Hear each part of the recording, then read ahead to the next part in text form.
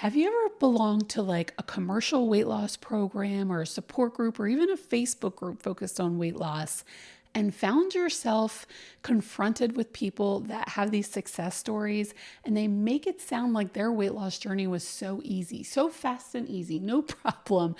And you feel like must be something wrong with you because it does not at all feel easy to you?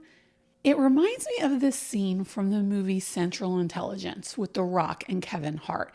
In the movie, in high school, The Rock's character is overweight and he wears a fat suit for comedic effect, which I generally do not like at all. But he gets a pass because he's The Rock. I still haven't forgiven Gwyneth Paltrow for it in Shallow Hal, but that's neither here nor there. In the movie, he's overweight in high school, and then later in the movie, he's The Rock. And Kevin Hart sees him for the first time in a long time and is like, oh my God, what did you do? And The Rock like downplays it. He's like, oh, I just did one thing. I worked out 6 hours a day, every day for the past 20 years. I mean, anybody could do that, right? Kevin Hart's like, yeah, sure.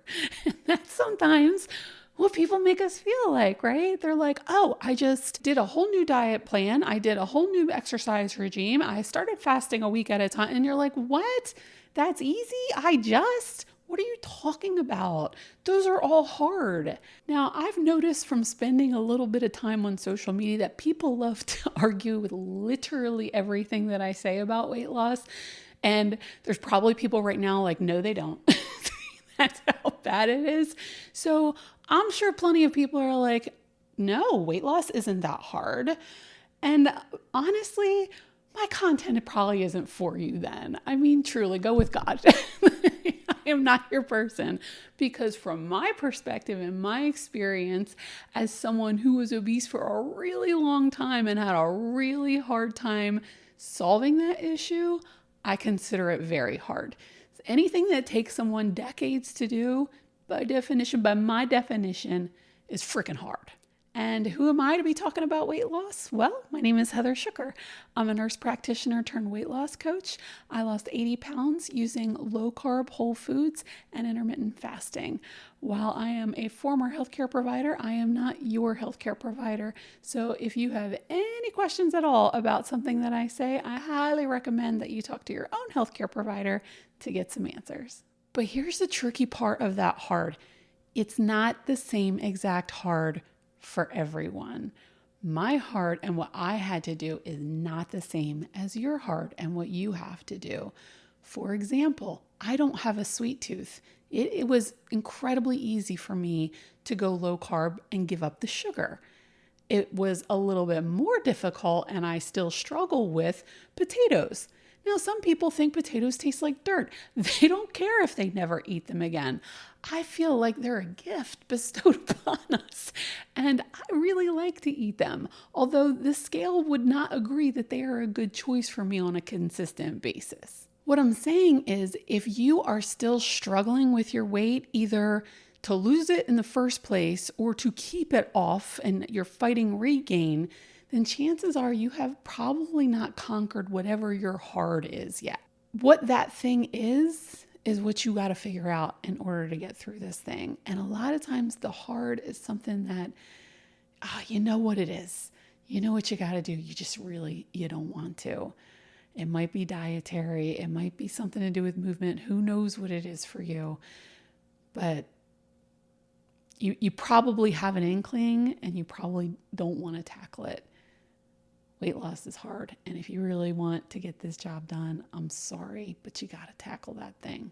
And what's so tricky about that is I, for example, have a recommendation if people want to lose weight. I recommend very low carb. I recommend intermittent fasting. I recommend, like a daily walk for weight maintenance and stress management. I mean, I have a pretty regimented recommendation that in my mind should work for a lot of people. Not for everyone, of course, but in general, if you start with those three things, I really feel like a lot of people can make a lot of progress. But some people do those things and they're still struggling. They haven't figured out their heart yet, even though they're doing really big things. They're maybe eating like a total keto diet. They're doing alternate day fasting. They're exercising regularly. Oh my God, what gives?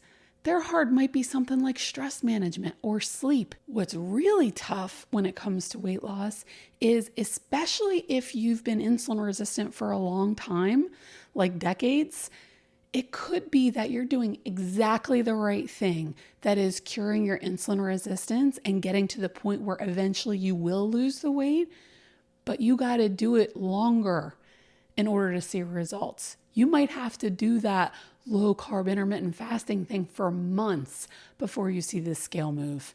Now, if that is not a hard sell, I don't know what is, but sometimes, unfortunately, people are that metabolically far gone that that's the case.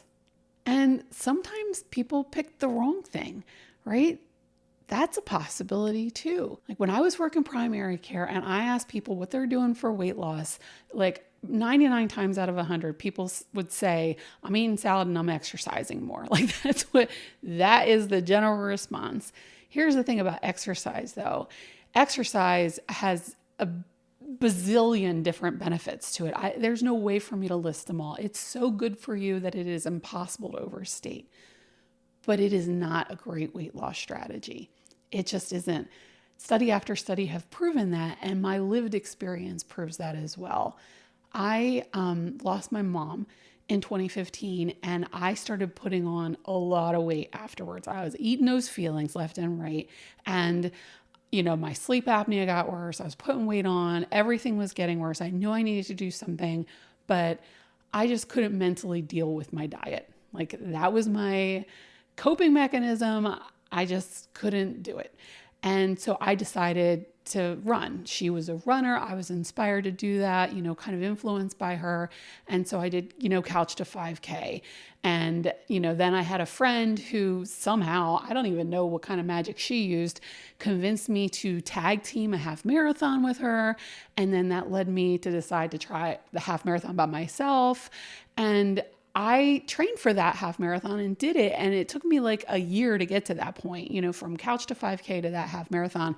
And I lost nothing in that year, 0 pounds. Like I stayed the exact same in that time frame. Now, there is a hidden lesson there. It did something amazing for my maintenance, right? Because I was still eating just as much crap that was causing me to gain a lot of weight before I started exercising. And once I took on the running, the weight gain stopped. So it was highly effective for weight maintenance, but it did nothing for weight loss. Now, arguably, it also did something for body composition because, my pant size went down too. So, there are definitely benefits, and I just really cannot emphasize that enough. But if the choice is, I'm going to lose my weight through exercise, that might work in your 20s, especially a young man in his 20s. But like if you're a middle-aged woman who's been obese for a long time, that is probably not going to be an effective strategy. So there's one thing that you could be doing and it's not working, which is frustrating, but that's not enough things. And then going back to my example earlier with people that might have to eat really low carb and fast for a while before they even see progress, those are people doing 2 really hard things, not seeing progress because of their metabolic dysfunction, right? That's a lot of hard that I'm piling onto this. And that's the whole point of me making this video, is so that people can understand. People sometimes make this look easy, but you don't know all the things that are going into what led them to that point or how long they were at that point. And even if you do, they have a whole different set of issues than you. And you cannot compare one person's journey to yours. You just can't. And something that's easy for them might be really, really hard for you. And that's okay. We can do hard things. This is not impossible. Weight loss is not impossible. It's just hard. And a couple more notes on that age issue. I first learned about eating low carb in my 20s. I was already obese in my 20s.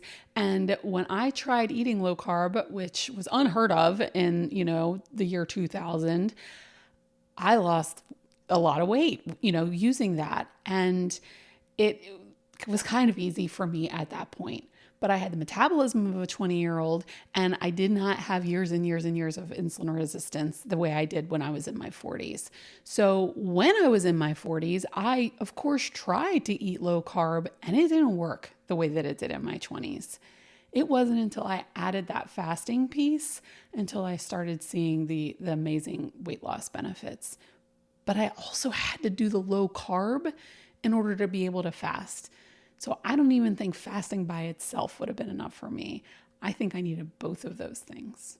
So I don't know what your particular heart is, but if you're struggling with your weight, there is something hard that you have to do. I know this because if it were easy, you would have already done it. So there is something hard that you're battling, and it may or may not make you feel better to know that as someone who has been on this journey for a long time, who's talked to a lot of people on this journey, it's more hard for people than it is easy. Do not let those stories of people that make it look so easy or make it sound so easy fool you into believing there's something wrong with you because it's not easy for you. They had a different journey than you. Your journey is hard. Most people's journey is hard in my experience. Here's the thing that makes it easier: support. You are way more likely to find this journey doable if you've got an accountability buddy, if you're in a support group, if you have a coach, if your partner is on this journey with you. It just is. We are pack animals.